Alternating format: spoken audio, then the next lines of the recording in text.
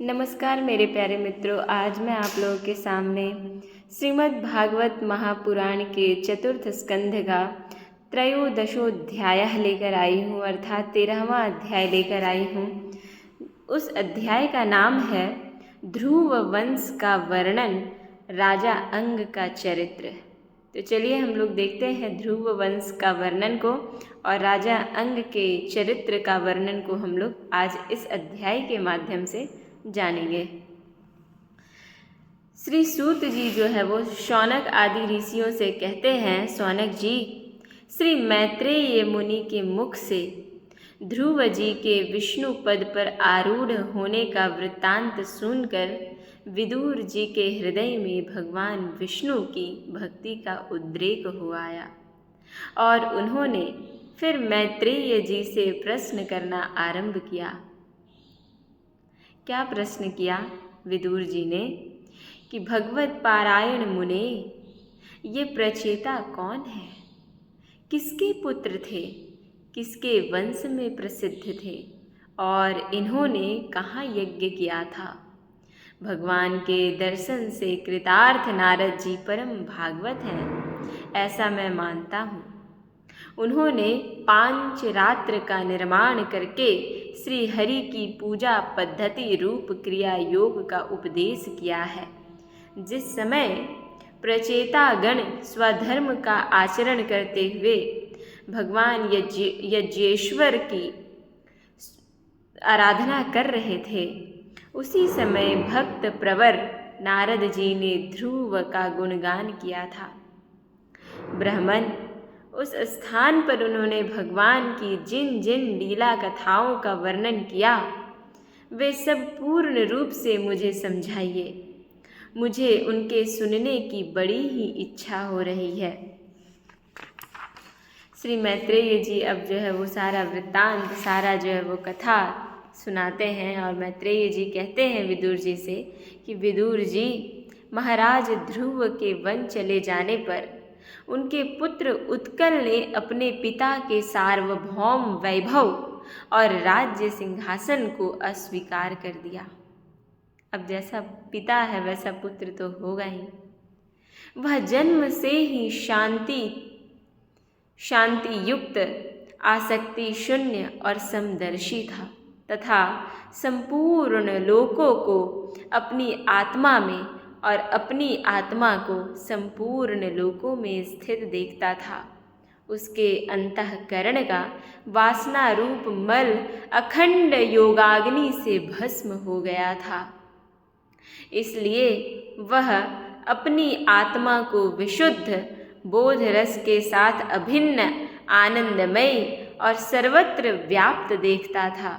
सब प्रकार के भेद से रहित प्रशांत ब्रह्म को ही वह अपना स्वरूप समझता था तथा अपनी आत्मा से भिन्न कुछ भी नहीं देखता था। वह अज्ञानियों को रास्ते आदि साधारण स्थानों में बिना लपट की आग के समान मूर्ख, अंधा, बहिरा, पागल अथवा गूंगा सा प्रतीत होता था, पर था बहुत विद्वान। वास्तव में ऐसा था नहीं। इसलिए कुल के बड़े बूढ़े तथा मंत्रियों ने उसे मूर्ख और पागल समझकर उसके छोटे भाई भ्रमी पुत्र वत्सर को राजा बनाया। वत्सर की प्रेयसी भार्या स्ववीथि के गर्भ से पुष्पार्ण, तिग्मकेतु, इश, उर्ज, वसु और जय नाम के 6 पुत्र हुए। पुष्पार्ण के प्रभा और दोषा नाम की 2 स्त्रियां थीं। उनमें से प्रभा के प्रातः, मध्यंदिन और सायं ये 3 पुत्र हुए। दोषा के प्रदोष, निशित और व्युष्ट ये 3 पुत्र हुए और व्युष्ट ने अपनी भार्या पुष्करणी से सर्वतेजा नाम का पुत्र उत्पन्न हुआ। उसकी पत्नी आकुति से चक्षु नाम का पुत्र हुआ। सर्वतेजा की पत्नी जो आकुति थी, उससे चक्षु नामक पुत्र हुआ और चाक्षुष मनवंतर में वही जो चक्षु था वही मनु हुआ। चक्षु मनु की स्त्री नडवला से पुरु, कुत्स, त्रित, द्युम्न, सत्यवान, त्रित, व्रत, अग्निष्टोम, अतिरात्र, प्रद्युम्न, शिबी और उल्मुख ये 12 सत्वगुणी बालक उत्पन्न हुए। इनमें उल्मुख ने अपनी पत्नी पुष्करणी से अंग, सुमना, ख्याति, क्रतु, अंगीरा और गय ये 6 उत्तम पुत्र उत्पन्न किए। अंग की पत्नी सुनीता ने क्रूर कर्मा वेन को जन्म दिया, जिसकी दुष्टता से उद्विग्न होकर राजर्षि अंग नगर छोड़कर चले गए। प्यारे विदुर जी, मुनियों के वाक्य वज्र के समान अमोघ होते हैं। उन्होंने कुपित होकर वेन को शाप दिया और जब वह मर गया तब कोई राजा न रहने के कारण लोक में लुटेरों के द्वारा प्रजा को बहुत कष्ट होने लगा। यह देखकर उन्होंने वेन की दाहिनी भुजा का मंथन किया, जिससे भगवान विष्णु के अंशावतार आदि सम्राट महाराज पृथु प्रकट हुए। तो वेन की दाहिनी भुजा का मंथन करने के पश्चात भगवान विष्णु के अंशावतार आदि सम्राट महाराज पृथु प्रकट हुए। विदुर जी ने पूछा, क्या पूछा? ब्राह्मण, महाराज अंग तो बड़े शील संपन्न, साधु स्वभाव, ब्राह्मण भक्त और महात्मा थे। उनके वेन जैसा दुष्ट पुत्र कैसे हुआ, जिसके कारण दुखी होकर उन्हें नगर छोड़ना पड़ा?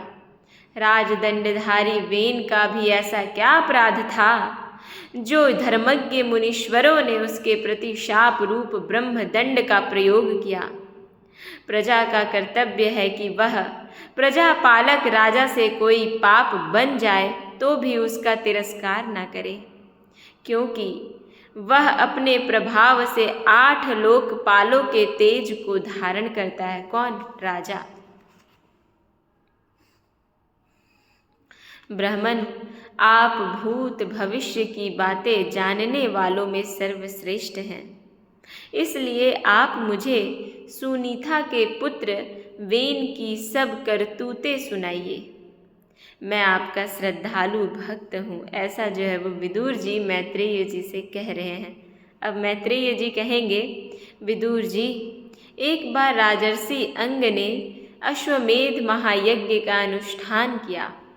उसमें वेदवादी ब्राह्मणों के आह्वान करने पर भी देवता लोग अपना भाग लेने नहीं आए। तब ऋत्विजों ने विस्मित होकर यजमान अंग से कहा, क्या कहा? राजन, हम आहुतियों के रूप में आपका जो घृत आदि पदार्थ हवन कर रहे हैं उसे देवता लोग स्वीकार नहीं करते। हम जानते हैं आपकी होम सामग्री दूषित नहीं है, आपने उसे बड़ी श्रद्धा से जुटाया है तथा वेद मंत्र भी किसी प्रकार बलहीन नहीं है, क्योंकि उनका प्रयोग करने वाले ऋत्विगगण याजकोचित सभी नियमों का पूर्णतया पालन करते हैं। हमें ऐसी कोई बात नहीं दिखती कि इस यज्ञ में देवताओं का किंचित भी तिरस्कार हुआ है। फिर भी कर्माध्यक्ष देवता लोग क्यों अपना भाग नहीं ले रहे हैं? ऐसा प्रश्न जो है वो ऐसा हो रहा है। श्री मैत्रेय जी कहते हैं कि ऋत्विजों की बात सुनकर यजमान अंग बहुत उदास हुए। तब उन्होंने याजकों की अनुमति से मौन तोड़कर सदस्यों से पूछा, सदस्यों, देवता लोग आवाहन करने पर भी यज्ञ में नहीं आ रहे हैं और न सोम पात्र ही ग्रहण करते हैं। आप बतलाइए, मुझसे ऐसा क्या अपराध हुआ है? सदस्यों ने कहा, राजन, इस जन्म में तो आपसे तनिक भी अपराध नहीं हुआ। हाँ, पूर्व जन्म का एक अपराध अवश्य है, जिसके कारण आप ऐसे सर्वगुण संपन्न होने पर भी पुत्रहीन हैं। आपका कल्याण हो, इसलिए पहले आप सुपुत्र प्राप्त करने का कोई उपाय कीजिए। यदि आप पुत्र की कामना से यज्ञ करेंगे तो भगवान यज्ञेश्वर आपको अवश्य पुत्र प्रदान करेंगे। जब संतान के लिए साक्षात यज्ञ पुरुष श्री हरि का आवाहन किया जाएगा, तब देवता लोग स्वयं ही अपना अपना यज्ञ भाग ग्रहण करेंगे। भक्त जिस जिस वस्तु की इच्छा करता है, श्री हरि उसे वही वही पदार्थ देते हैं। उनकी जिस प्रकार आराधना की जाती है, उसी प्रकार उपासक को फल भी मिलता है। इस प्रकार राजा अंग को पुत्र प्राप्ति कराने का निश्चय कर ऋत्विजों ने पशु में यज्ञ रूप से रहने वाले श्री विष्णु भगवान के पूजन के लिए पुरोडाश नामक चरु समर्पण किया। अग्नि में आहुति डालते ही अग्नि कुंड से सोने के हार और शुभ्र वस्त्रों से विभूषित एक पुरुष प्रकट हुए। वे एक स्वर्ण पात्र में सिद्ध खीर लिए हुए थे। उदार बुद्धि राजा अंग ने याजकों की अनुमति से अपनी अंजलि में वह खीर ले ली और उसे स्वयं सूंघ कर प्रसन्नता पूर्वक अपनी पत्नी को दे दिया। पुत्रहीना रानी ने वह पुत्र प्रदायिनी खीर खाकर अपने पति के सहवास से गर्भ धारण किया। उससे यथा समय उसके एक पुत्र हुआ। वह बालक बाल्यावस्था से ही अधर्म के वंश में उत्पन्न हुए अपने नाना मृत्यु का अनुगामी था, इसलिए वह भी अधार्मिक ही हुआ। वह दुष्ट वेन धनुष बाण चढ़ाकर वन में जाता और व्याध के समान बेचारे भोले भोले हरिणों की हत्या करता। उसे देखते ही पुरवासी लोग वेन आ गया कहकर पुकार उठते। वह ऐसा क्रूर और निर्दयी था कि मैदान में खेलते हुए अपनी बराबरी के बालकों को पशुओं की भांति बलात् मार डालता। वेन की ऐसी दुष्ट प्रकृति देखकर महाराज अंग ने उसे तरह तरह से सुधारने की चेष्टा की, परंतु वे उसे सुमार्ग पर लाने में समर्थ नहीं हुए। इससे उन्हें बड़ा ही दुख हुआ। वे मन ही मन कहने लगे, जिन गृहस्थों के पुत्र नहीं हैं, उन्होंने अवश्य ही पूर्व जन्म में श्री हरि की आराधना की होगी। इसी से उन्हें कुपूत की करतूतों से होने वाला असह्य क्लेश नहीं सहने पड़ते। जिसकी करनी से माता पिता का सारा सुयश मिट्टी में मिल जाए, उन्हें अधर्म का भागी होना पड़े, सबसे विरोध हो जाए, कभी ना छूटने वाली चिंता मोल लेनी पड़े और घर भी दुखदाई हो जाए, ऐसी नाम मात्र की संतान के लिए कौन समझदार पुरुष ललचावेगा? कोई नहीं ललचावेगा ऐसा पुरुष करने के, ऐसा बालक करने के लिए। वह तो आत्मा के लिए एक प्रकार का मोहमय बंधन ही है। मैं तो सपूत की अपेक्षा कुपूत को ही अच्छा समझता हूँ, क्योंकि सपूत को छोड़ने में बड़ा क्लेश होता है। कुपूत घर को नरक बना देता है, इसलिए उससे सहज ही छुटकारा हो जाता है। इस प्रकार सोचते सोचते महाराज अंग को रात में नींद नहीं आई।